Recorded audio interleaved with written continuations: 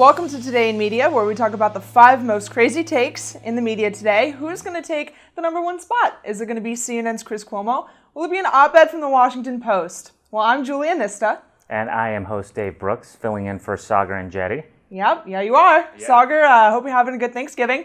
But anyway, which is tomorrow, but people get a break, every once in a while. Absolutely. So we're going to start off with #5 spot. So CNN reporter Byers, his name is Dylan Byers, he tweeted about the recent sexual misconduct allegations going on, and he said that he is sad that apparently Hollywood lost some of this talent. Never before has so many people left the industry, even though he says for a quick second that he feels bad for the women who have received these sexual misconduct allegations or who have made the allegations against certain people. So what do you think about that?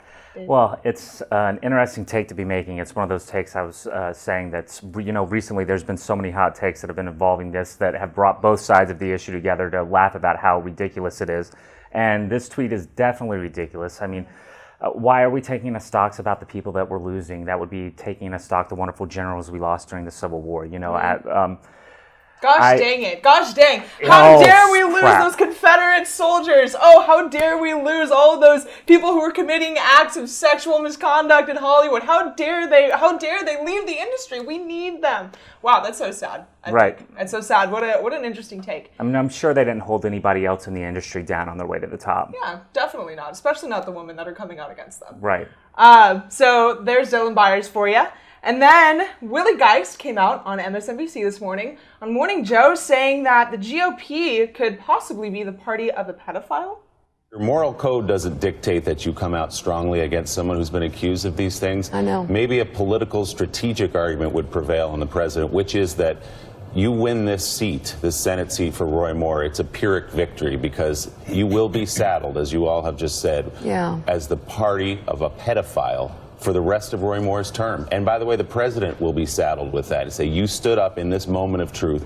You stood up and took the side of an accused pedophile. Okay, so Willie Geiss is now going to say that a senator or a person running for Senator, Roy Moore, obviously we know a lot of allegations have come out against him. If people support him, then the GOP will be the party of a pedophile. But I think that he's forgetting about someone who was a Democrat at one point and who was also a president at one point. So Bill Clinton took 26 flights on the Lolita Express plane from Jeffrey Epstein, who was a sexual,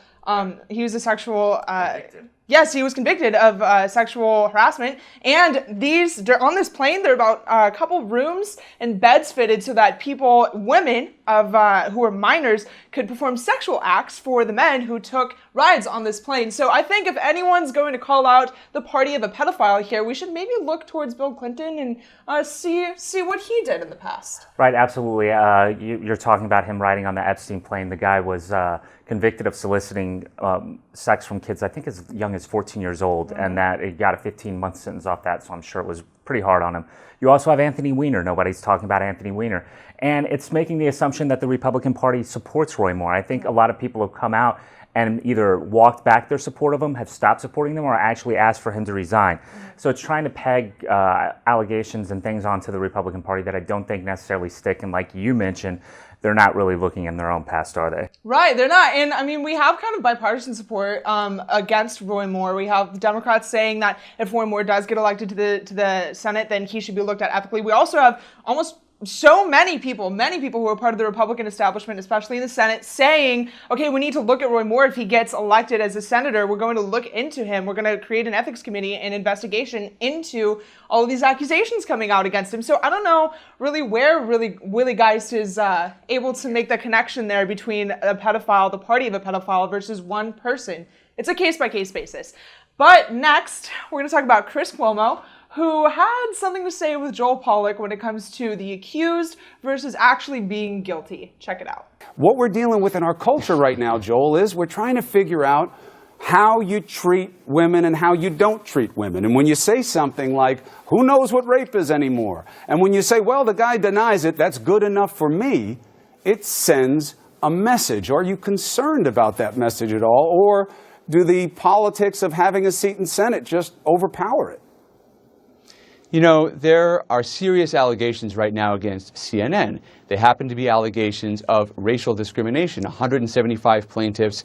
In the next lawsuit that's going to be filed, we're told 205 plaintiffs. Those are very serious allegations. Do you think you work for a racist organization? Do you think you have to take those accusers at their word? Nope, so but don't there's you think ongoing there's another side of the litigation story that you need to tell? We won't have Right. ongoing litigation here. So you have to make a decision about it. You can distract all you like. I'll give you an A for effort. But what I'm saying is at the end of the day, either you're worried about these kinds of signals or you're not. So Chris Cuomo is posing a double standard here. He's saying that the accusers should be taken seriously, very seriously, which they should be. But then he's saying that their simple accusations are reflecting the actual guilt upon Roy Moore, upon these people who are being alleged of sexual misconduct.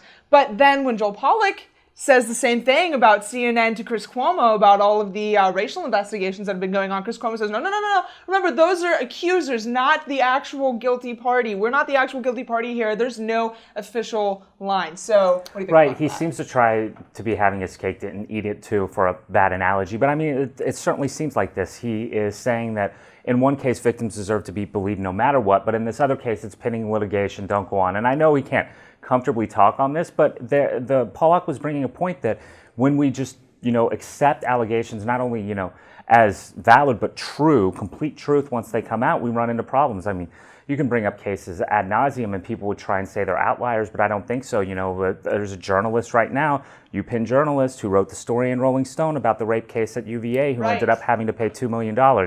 I don't know about you, but I don't make that kind of money. Journalists don't, it is a big deal, and we have to stop and we have to think, okay, what could end up coming? What could be the blowback? And you have to be, as a journalist, you should know you have to be diligent on that. And I think this certainly brings up the idea of due process, right? And the whole importance of courts. Like, that's what we have social opinion, we have public opinion, and we can deem what the public thinks about certain accusations and, certain potentially guilty parties or maybe even innocent parties. But it's the idea of due process. This person or people, if they're accused of these things, I mean, if the statute of limitations is up, then it's up to public opinion to decide. But that's why we have a court system, and that's why, Americans are subject to due process in the first place. But that brings us to number 2. So Democrats seem to not be calling out John Conyers Jr. on his recent sexual misconduct allegations against him. So this congressman is the oldest serving member of the House of Representatives, and he's currently the top Democrat on the House Judiciary Committee, and yet he used $27,000 worth of taxpayer money to pay a settlement for a woman who claimed she was fired because she didn't want to cave to his sexual demands. So that's pretty crazy that Democrats are not willing to call out John Conyers Jr., but yet they're going ham when it comes to Roy Moore. Right, and they're going crazy. And even then, with Roy Moore, it's a safe one to do, right? Mm-hmm. We haven't seen them come out in a heavy way against other people, and I wonder if that's because they don't know when the other shoe's going to drop. You see every day, there's a new allegation, a new person coming out, and while these members of Congress may not think it might not be them, it could be somebody that they're very close to. It could be a colleague that they worked on, and once you start setting a precedence, hey, you've got to resign. Hey, you've got to drop out. Al Franken, you're done. Conyers, you're done. That might be your best friend, or that might be you next, and I think that's probably something that they're taking into effect. We've also had media and liberal groups being more willing to call these people out, and the local paper in Minnesota wrote an op-ed today that you've seen that asked for him to resign and said, but of course they prefaced it by such a wonderful job that he was doing.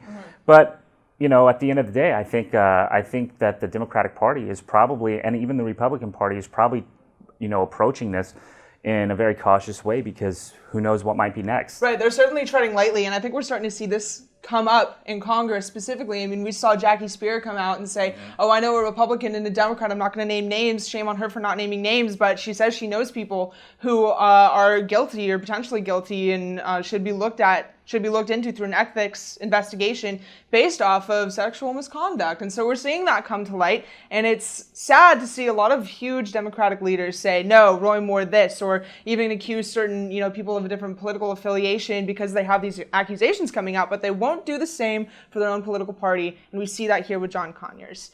Number 1 today takes the top of the cake. So we talked a little bit about Bill Clinton, but there was an op-ed in the Washington Post by Matt Sears, who is a professor, and he said that I think it's time to let Bill Clinton go. But all of the accusations against the Clintons, specifically when it comes to sexual misconduct, but I don't think it's really time yet. I think we can hold on to that a little bit longer, because there seems to be things coming out more against former President Bill Clinton. Well, absolutely. I mean, and also they used an interesting analogy during that whole thing. They had they talked about back in Catholic Church history where a former a pope dug up the body, actually exhumed the body of a former pope to put him on trial, and later excommunicated him out of the church. And he made this analogy with, oh, the Clintons are dead now. Why are we doing the same? And I wish I had Catholic historian Kevin Daly here to break down all of the implications of that for us. But it seemed just like such a bad segue, because the Clintons definitely aren't dead. The Clinton Foundation is still out there. They still have clout. Are they the power that they once were in the party? No, but to say that we should just let these things die also, or let these things rest, also doesn't say a lot for the victims out there who still, 30 years later, are talking about, the same hurt that they go through on a daily basis, at least, with Juanita Broaddrick. Especially with Juanita Broaddrick and the 26 flights that Clinton took on Epstein's plane. Right. Certainly not time. That is coming to light now. That's some more recent, digging of what's going on in Bill Clinton's life, or what happened previously. That was 2001 to 2003. 26 flights on the Lolita Express over 2 years. I think we should be talking about that, considering that has not really been delved into. And so, yeah, exactly. It's never not the time to talk about something that's not been fully investigated. And Bill Clinton has not been fully investigated or talked about in the mainstream media, in the establishment media, and we're seeing that now come to light. And also, Hillary Clinton's going on a book tour. What do you mean they're over? Yeah. What do you mean they're over? She's talking about the 2016 election. That was last year. Certainly not short. Well, it's such a weird line of argument anyway. Let's stop everything because they're out of the public light, or they have less power. Really? I don't think so. Anyway, guys, that was the top 5 craziest takes in media. Like, comment, subscribe, share. You can follow me at Julia_Nista on Twitter. And I actually don't know my Twitter handle, so figure it out. You guys can figure it out. Check it out on the screen there, and we'll see you next time.